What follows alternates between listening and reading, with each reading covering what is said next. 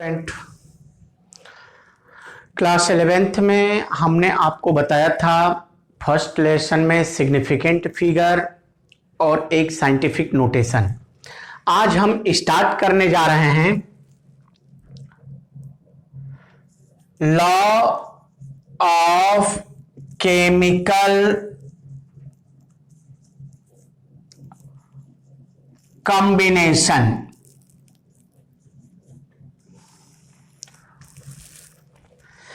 यानी एलिमेंट्स जब आपस में रिएक्ट होकर के प्रोडक्ट फॉर्म करते हैं तो उसके लिए कई लॉ दिए गए और उसी जितने भी जो भी लॉ दिए गए उन सभी के ग्रुप को टोटली हम लोग कहते हैं लॉ ऑफ केमिकल कॉम्बिनेशन। इसमें जो फर्स्ट लॉ दिया गया, फर्स्ट लॉ ऑफ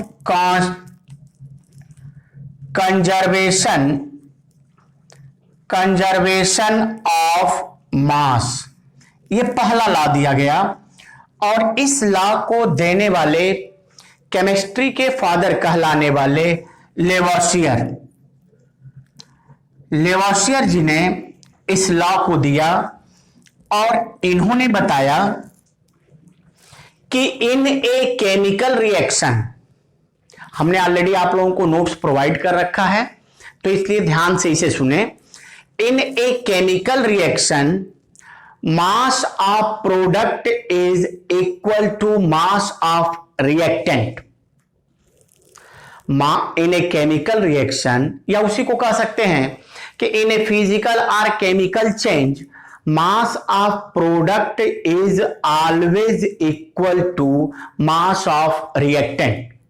एक तो पॉइंट ये कहा जाता है, दूसरा ये कहा जाता है कि mass in a chemical reaction mass neither be created nor destroyed।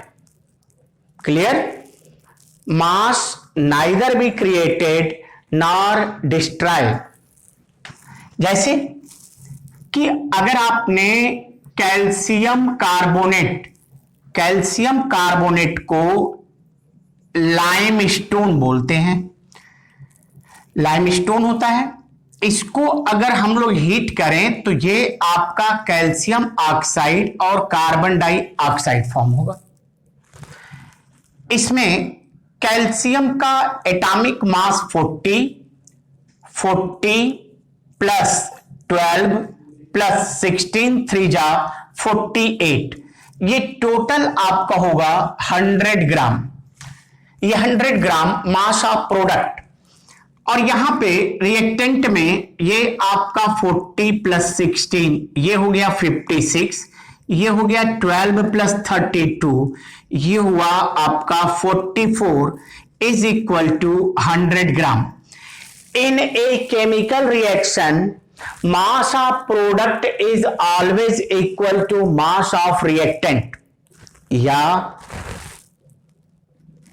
in a chemical reaction, mass neither be created nor destroy।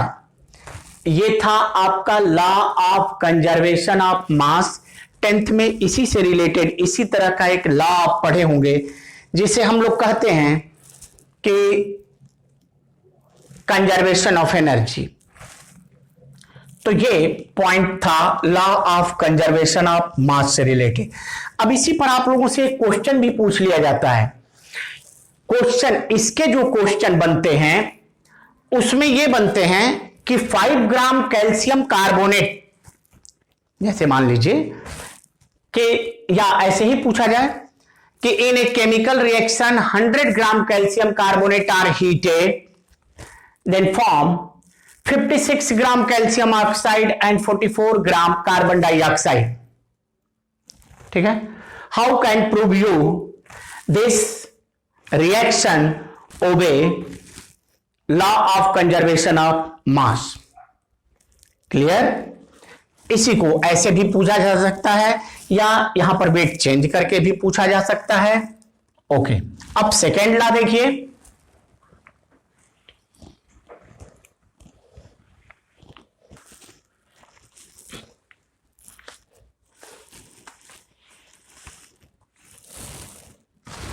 Second आप लोगों का लॉ है, second law of constant proportion, constant composition, या इसी को कहते हैं डेफिनिट कंपोजिशन या डेफिनिट प्रपोर्शन। इसमें कहा जाता है, इसे दिया था, इस लॉ को देने वाले साइंटिस्ट रहे प्राउस्ट। इसको प्राउस्ट ने दिया था। प्राउस्ट ने कहा कि इन ए केमिकल कंपाउंड, ध्यान से सुनिएगा इसमें, in a chemical compound ratio of element by mass, ratio of element by mass is always constant और डेफिनिट। जैसे देखिए, ये एटॉमिक मास 12 और इसका 16 टू द 32, तो ये आपका रेशियो 4 3 जा 4 8 जा।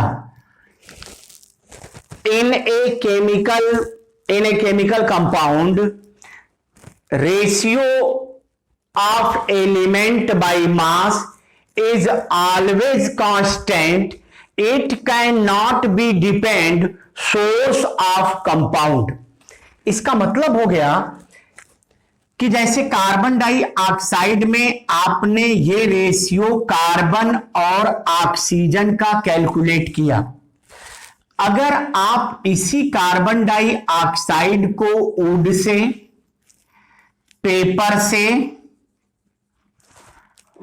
या कोल से, आप ये 3 अलग अलग सोर्स से अगर आप कार्बन डाइऑक्साइड ऑब्टेन करेंगे, तो इन सभी में कार्बन और ऑक्सीजन का रेशियो 3H2 होगा बाय मास। ये ध्यान रहे। In a chemical compound ratio of element by mass is always constant और definite, it can not be depend source of compound. ये कंपाउंड के सोर्स पर डिपेंड नहीं करेगा कि ये कहां से बना है। जैसे H2O में अगर हम लोग देखें कि H2O वाटर में अगर हाइड्रोजन 2 और ऑक्सीजन 16, ये 1:8 है, तो चाहे यह H2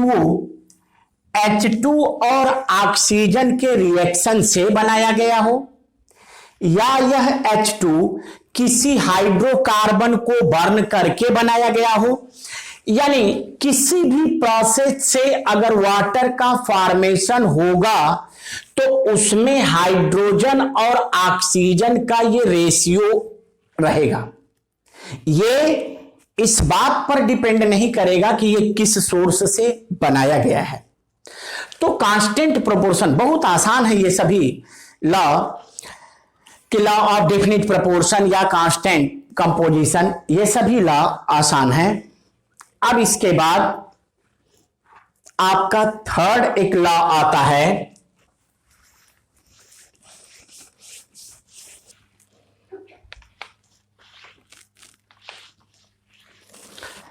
अब ये थर्ड लॉ है, लॉ ऑफ, थर्ड पॉइंट पे है law of multiple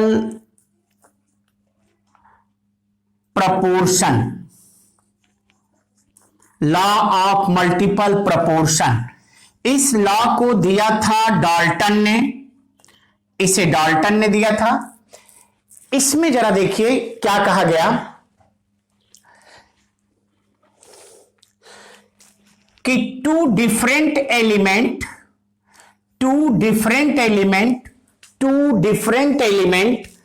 combine to form many product और मेनी कंपाउंड, ध्यान से सुनिएगा, two different element combine to form more than one molecule, more than one compound,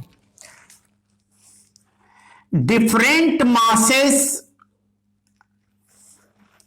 देखिए डिफरेंट, यहां पर जैसे देखा जाए हाइड्रोजन 2 है, ऑक्सीजन इसमें कितना है 16, यहां पर इसका नाम है हाइड्रोजन परऑक्साइड, हाइड्रोजन परऑक्साइड, और यह है आपका वाटर, इसमें H है 2, ऑक्सीजन कितना है 32। तो देखिए इस लॉ को कैसे कहते हैं कि two different element combine to form more than one molecule, एक ये more than one molecule, different masses of one element combine with equal masses of another element and a simple ratio of whole number, यानी ये दूसरा जो element इसके fixed mass से definite मास से combine किया, इस एलिमेंट का इसमें एक डिफिनिट एक फिक्स्ड सिंपल रेशियो होगा 1:2। ये इसी तरह का एक दूसरा भी एग्जाम्पल है, जैसे आपका कार्बन और ऑक्सीजन ये दोनों कंबाइन किए, कार्बन मोनोऑक्साइड कार्बन डाइऑक्साइड बनाए, इसमें कार्बन का है 12 और ऑक्सीजन है आपका 16, कार्बन है 12 ऑक्सीजन है 32, तो इसमें भी different masses of one element combined with equal या same masses of another element in a simple whole number ratio. Clear?